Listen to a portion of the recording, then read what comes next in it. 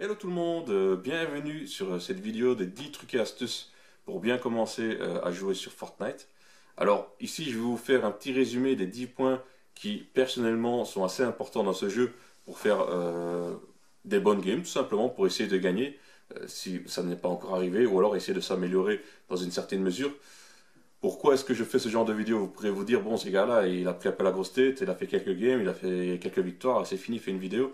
J'ai une petite expérience personnelle, hein, rien de pro, bien sûr, c'est vraiment personnel. Dans tout ce qui est jeu Battle Royale, j'ai commencé il y a bientôt 3 4 ans, 3 ans je pense, quand H1Z1 est sorti. Je parle vraiment de H1Z1 quand le jeu ne formait qu'un seul jeu. Quand c'était H1Z1 tout court, donc c'était pas King of the Kill, c'était pas Just Survive, c'était un seul jeu. J'ai commencé à faire quelques vidéos, vous pouvez voir également mes vidéos de cette époque-là que j'avais fait sur ma chaîne. Je suis passé par après à PUBG, j'ai fait également quelques vidéos sur PUBG, vous pouvez aller voir. J'ai encore acquis un peu d'expérience sur celui-là. Et ici, je suis arrivé sur Fortnite qui est assez différent en son sens, mais qui reste encore une fois un jeu de Battle Royale et qui garde les mêmes mécaniques de logique de jeu de ce style-là. Donc c'est pour cette raison que je me permets, toute proportion gardée bien entendu, de faire cette petite vidéo qui pourra, je l'espère, vous aider pour bien débuter ou alors apprendre une ou deux petites choses par-ci par-là dans l'univers de Fortnite. Alors notre premier point va être le suivant, comment bien débuter une game. Il faut savoir que c'est très important d'atterrir dans une zone bien prédéfinie. Si vous choisissez une zone au hasard, déjà ça se met, vous allez tomber dans une zone où il n'y a pas assez de loot ou quoi que ce soit. Donc si j'ai vraiment un bon conseil à vous donner pour commencer, c'est d'essayer d'atterrir quelques fois de suite, 5-6 fois de suite, pourquoi pas, dans une même zone, dans un même secteur, dans une même petite ville, tout simplement pour essayer de localiser où loot, ou spawn tout simplement les loots intéressants et voir où sont les coffres. Donc une fois que vous aurez appris ces informations-là, à chaque fois que vous retournerez là-bas, vous saurez directement où aller directement pour voir s'il y a un coffre ou pas, ou alors s'il y a un loot intéressant. Un deuxième point, c'est pas des moindres, évitez les grandes villes dès le début. Donc si vous êtes un joueur qui vient de commencer, un débutant, évitez directement les grandes villes. Ça sert à rien d'aller à Tilted Tower, à Retail Row ou encore Greasy Grove ou même Salty Springs, voire Pleasant Park bien entendu. Si vous êtes un nouveau joueur que vous ne connaissez pas trop les principes du jeu, vous allez vous faire dégommer pour rien du tout et vous allez recommencer, ça va vous dégoûter quoi. Encore une fois, moi je peux vous conseiller plus d'aller vers Anarchy, Acre ou encore Fatal Field. Certes, c'est des zones où il y a pas mal de joueurs qui vont, c'est vrai. Maintenant, c'est des zones qui sont vraiment bien situées car quand la première zone pop, en règle générale, vous n'êtes pas trop loin, donc vous pouvez vous y rendre, ça c'est déjà bien. Deuxièmement, c'est une zone qui est assez vaste, il y a pas mal de loot potentiel, il y a également pas mal de coffres dans ces deux zones-là. Et si en cas de problème vous vous faites attaquer, vous pourrez toujours vous enfuir vu la grandeur de la zone tout simplement. Et une dernière chose, encore une fois, quand vous allez dans une zone, si vous allez dans une maison et que vous voyez qu'un ennemi est arrivé juste avant vous, bon, là vous avez 3 cas de figure. Premièrement, vous allez au rez-de-chaussée, vous avez confiance en votre shoot, vous avez confiance en vous, vous vous dites je vais loot avant lui et je vais dégommer sa gueule, pourquoi pas, ça peut arriver. Deuxièmement, vous la jouez un peu de manière sûre, donc vous vous barrez, vous allez un peu ailleurs, la maison à côté, la grange à côté, pourquoi pas. Et troisième point, vous priez très fort, donc là vous priez pour que le gars ne vous voit pas ou que vous ayez une bonne arme ou quoi que ce soit, mais il n'y a pas d'autre option, donc voilà. Pour le deuxième point, nous allons aborder le sujet des matériaux de construction. Alors pour les matériaux de construction, vous avez le bois, la pierre et le fer. Le bois se construit nettement plus rapidement et il est plus fragile. La pierre, elle, prend un peu plus de temps, mais bien entendu, elle est plus solide. Et pour terminer, vous avez le fer qui, lui, prend énormément de temps pour se construire, donc pour se finaliser. Mais par contre, au final, c'est nettement plus solide. Pendant les combats, il vaut mieux privilégier le bois plutôt que le reste, car ça va nettement plus vite. Et en règle générale, c'est toujours préférable d'utiliser le bois plutôt que les autres matériaux. Mais si j'aurais vraiment des matériaux à vous conseiller, ce serait la pierre qui, elle, a 2 points positifs. C'est qu'elle prend moins de temps que le fer pour se construire et elle est nettement plus solide que le bois également.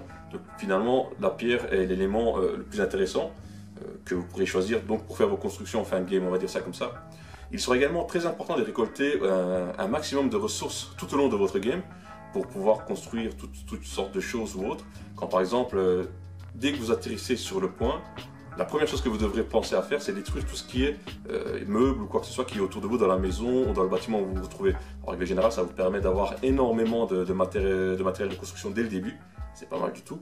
Et pour terminer, une chose qui est aussi très importante, quand vous récoltez, par exemple quand vous sortez de votre ville, ben, vous voyez du bois et de la pierre, vous pouvez bien sûr les récolter, il est très conseillé de les récolter, mais concernant les arbres, essayez toujours de ne pas le détruire. Donc vous arrivez aux 50 derniers points de vie, ben, ne détruisez pas l'arbre car tout simplement vous allez vous faire repérer de loin.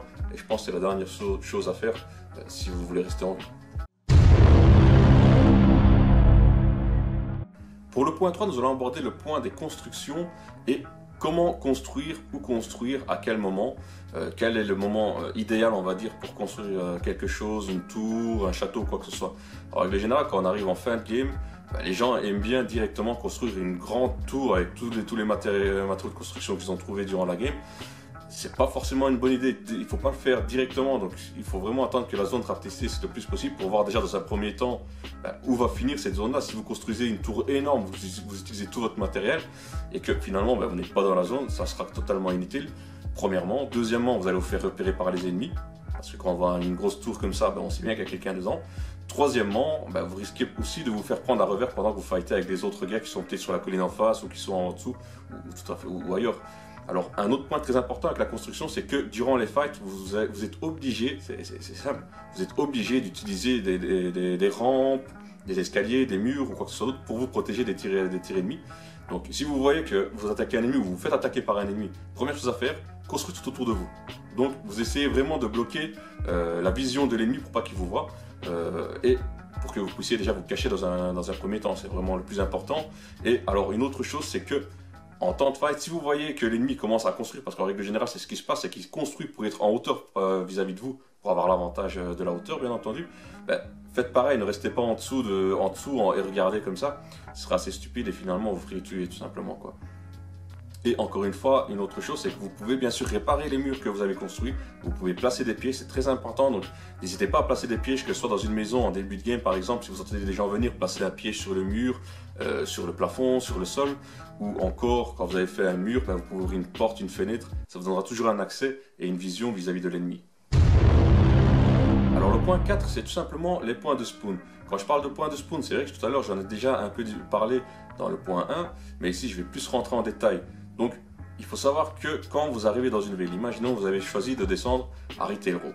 Vous descendez à Retail Row, vous dites voilà, on va aller du côté des magasins. Premièrement, regardez s'il y a déjà des autres gars qui viennent avec vous. S'il y a des autres gars qui viennent avec vous, changez peut-être de zone, allez peut-être à côté dans des autres magasins, mais n'allez pas en même temps qu'eux. Et vos collègues peuvent vous guider si vous jouez en squad par exemple. Et essayez toujours d'arriver le premier. C'est vraiment le truc le plus important quand on saute en parachute. C'est que dès que vous sautez, hop, vous inclinez la manette totalement, vous descendez le plus vite possible, bien entendu, pour que votre parachute s'ouvre le plus rapidement possible.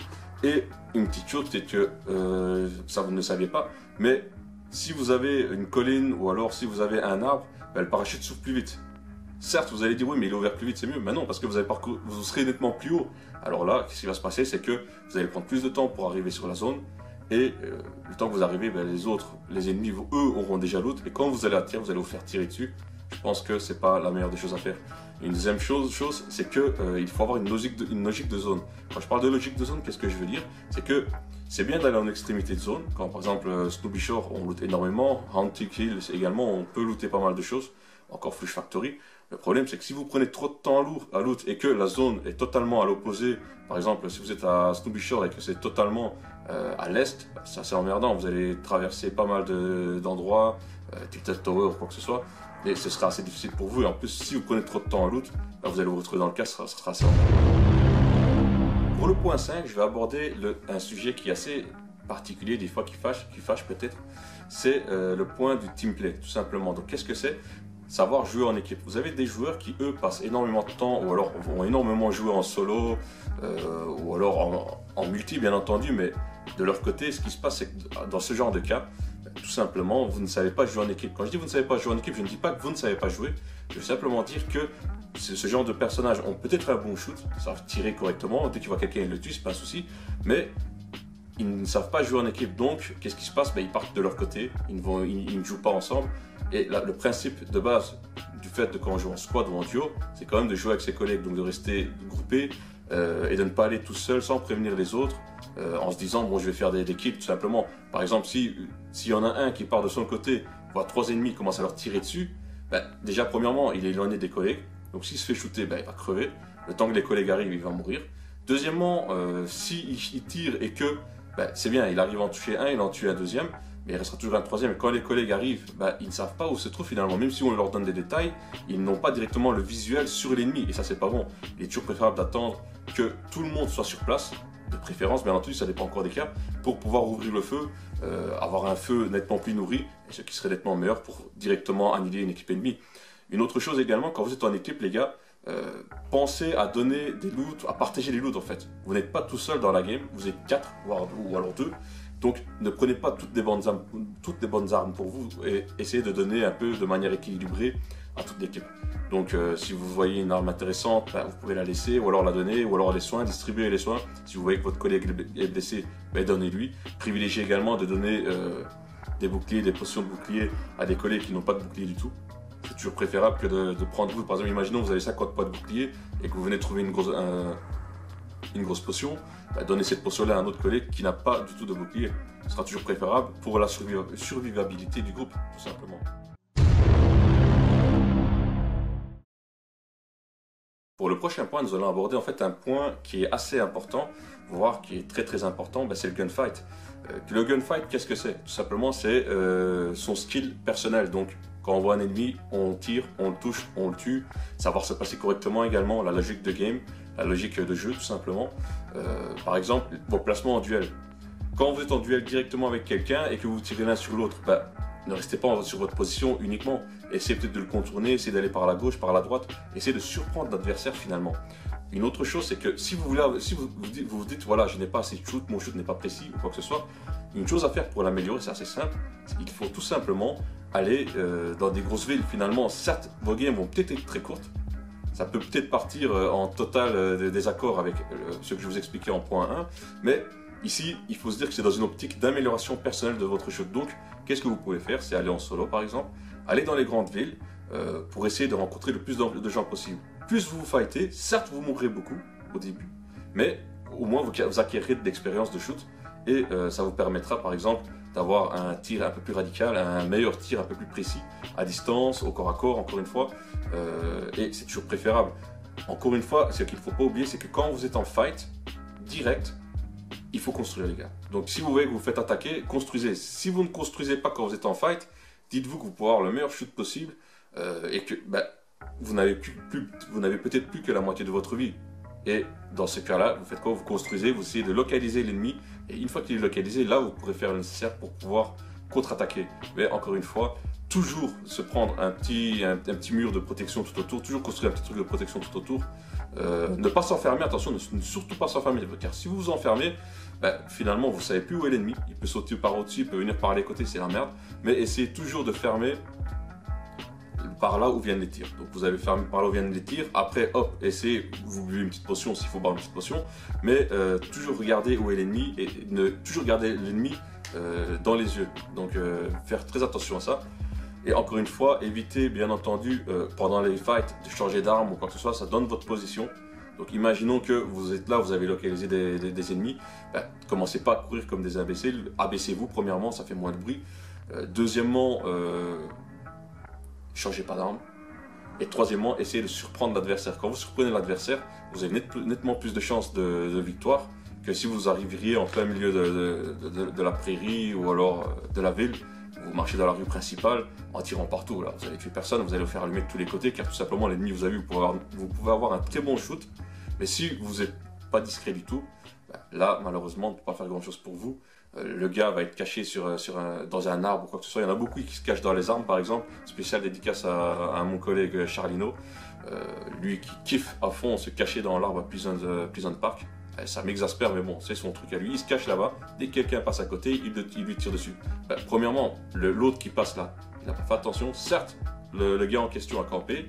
Mais c'est toujours à l'autre de faire attention. Par exemple, quand vous avez des buissons ou quoi que ce soit, toujours faire attention aux buissons. Il peut toujours avoir quelqu'un caché à l'intérieur ou alors déguisé en buisson. Et vraiment, le maître mot, c'est quoi? C'est faire attention quand vous êtes en gunfight à vraiment tout, quoi. Donc, faire attention aux buissons, faire attention à son entourage, les constructions, c'est très important. Si vous voulez améliorer votre gunfight, allez dans les villes, c'est aussi très important. Pour mon 7e point, je vais aborder la précision et le move. Alors, qu'est-ce que je veux dire par les moves et la précision? C'est assez simple. Quand vous êtes là en train de tirer sur un ennemi, par exemple, avec votre AR, vous avez le fusil d'assaut, tranquille, vous tirez sur le gars. Si vous faites attention, le réticule devient assez large. Si vous commencez en plus à bouger, c'est encore pire. Alors ce que vous devez faire dans un premier temps, c'est déjà vous accroupir. Quand vous êtes accroupi et que vous ne bougez pas, ben là, vraiment, vous avez nettement plus de chances de toucher l'ennemi. Moi, je ne dis pas rester comme un poteau sans bouger pendant une demi-heure. Mais je dis, imaginons que vous voulez engager le combat et que vous avez eu des gars, ben, accroupissez-vous. Hop, vous restez immobile, vous tirez quelques tirs. Après, n'hésitez pas à bouger si vous voyez que directement vous n'avez pas réussi à le finir et que l'ennemi revient vers vous.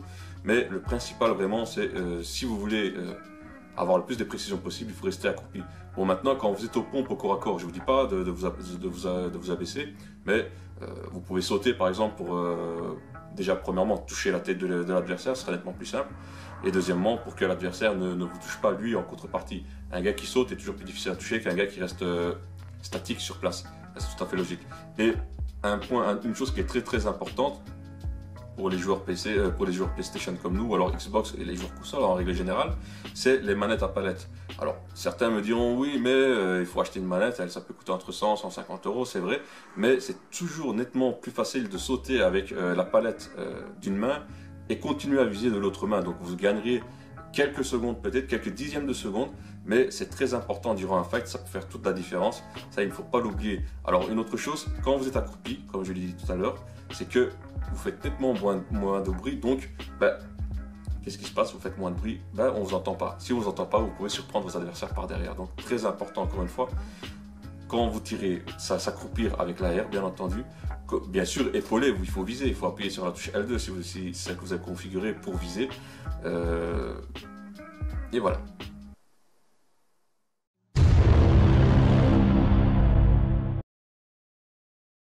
Pour le point 8, nous allons tout simplement aborder le sujet des armes et dans quelle situation. Il faut savoir que dans Fortnite, on a énormément de catégories d'armes différentes.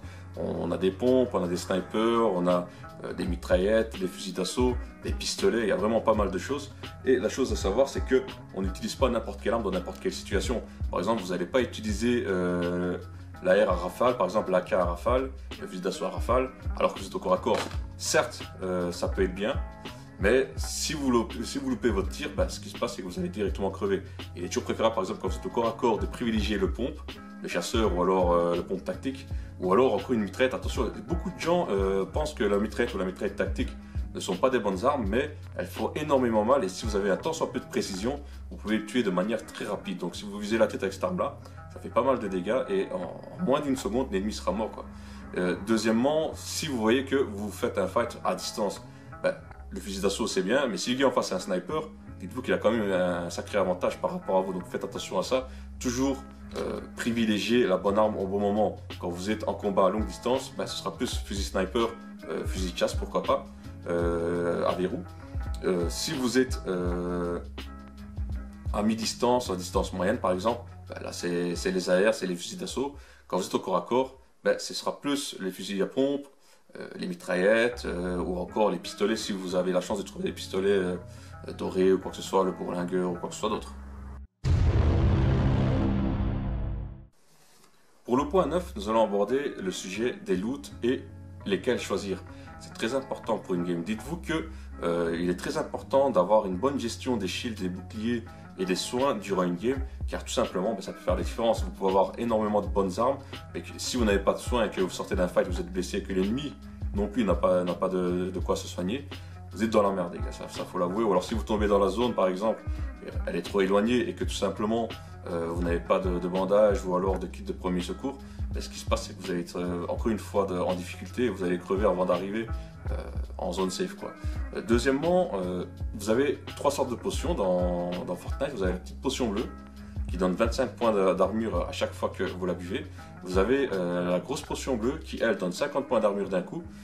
Et vous avez également la toute grosse potion, c'est une légendaire donc, elle qui donne 100 points d'armure plus 100 points de vie.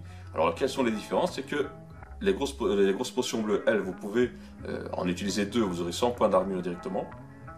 Elles sont un peu plus rares. La grosse potion, elle, est nettement plus rare, Quand vous en trouvez, en règle générale, vous la prenez toujours, vous la gardez en cas de difficulté lors d'un fight, après un fight plutôt, pour vous soigner. Et finalement, il y a encore les petites potions. Les petites potions, il faut savoir que vous pouvez en stack 10, donc vous pouvez en avoir 10 d'un coup dans votre inventaire. C'est pas mal du tout.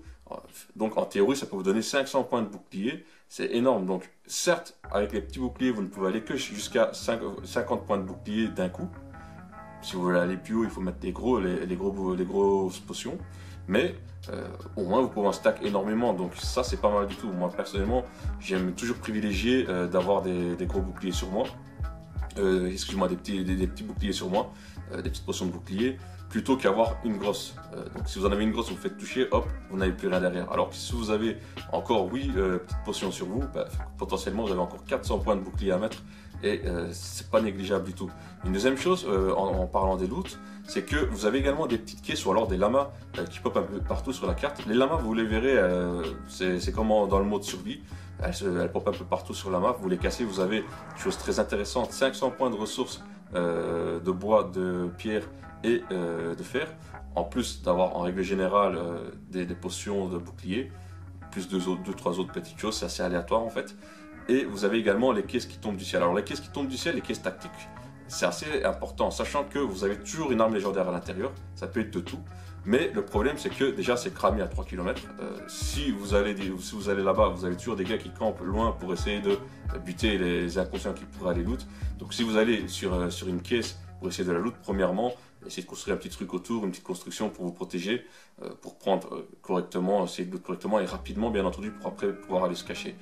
Une autre chose, c'est que les lamas sont très longs à ouvrir, donc encore une fois, si vous êtes deux, un collègue surveille, construisez encore un truc autour, un mur autour, mais faites très attention en ouvrant les lamas, ça prend beaucoup de temps, mais ça en vaut la chandelle. Pour le dernier point, je vais vous parler de gestion de l'inventaire. Quand je parle de gestion de l'inventaire, qu'est-ce que je veux dire? Minimiser le temps que vous passerez à appuyer sur les touches pour changer d'arme ou alors changer de soin. Et comment est-ce qu'on va minimiser ça? C'est assez simple, c'est qu'il est toujours préférable d'un côté de mettre les armes au corps à corps, dans les deux premiers remplacements imaginons, dans les deux suivants vous mettez les armes à distance si vous en avez encore deux, ça fera 4, et tout à droite alors vous mettez les soins ou les boucliers. De préférence, moi je préfère toujours, imaginons on joue en squad, donner un type de soin, un type de bouclier par joueur, donc on est 4, on peut chacun avoir 15 bandages, donc vous en donnez 15 à un collègue, vous donnez 3 kits de premier secours à un second, les petits boucliers au troisième et les gros boucliers au quatrième. Bien entendu, encore une fois, on joue en équipe, donc si ne les utilisez pas que pour vous, donnez-les aussi aux collègues, ce n'est pas fait que pour vous. Et deuxièmement, quand on règle correctement son inventaire, ce qui se passe, c'est que à chaque fois, si vous respectez la même démarche, tout simplement, vous allez avoir un automatisme. Vous saurez qu'en appuyant par exemple 2 fois sur la touche pour aller vers la gauche, vous allez tomber sur cette arme-là ou alors sur ce soin-là.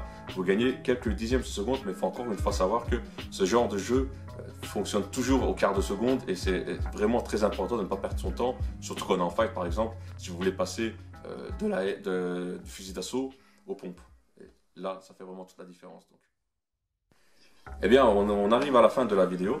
Merci beaucoup d'avoir regardé cette vidéo. Si vous avez la moindre question ou la moindre chose à me demander, n'hésitez pas à me poser des questions en commentaire, à m'envoyer un petit message. Je répondrai à toutes vos questions, il n'y a pas de souci. N'hésitez pas encore une fois à liker la vidéo si vous avez bien sûr apprécié cette vidéo, à partager s'il le faut. Ça me ferait énormément plaisir bien entendu. Si vous avez des propositions de futures vidéos à me demander, faites-le toujours, il n'y a pas de souci. Je suis toujours ouvert aux suggestions pour essayer de faire le maximum possible pour pouvoir vous aider. Merci beaucoup encore une fois et salut!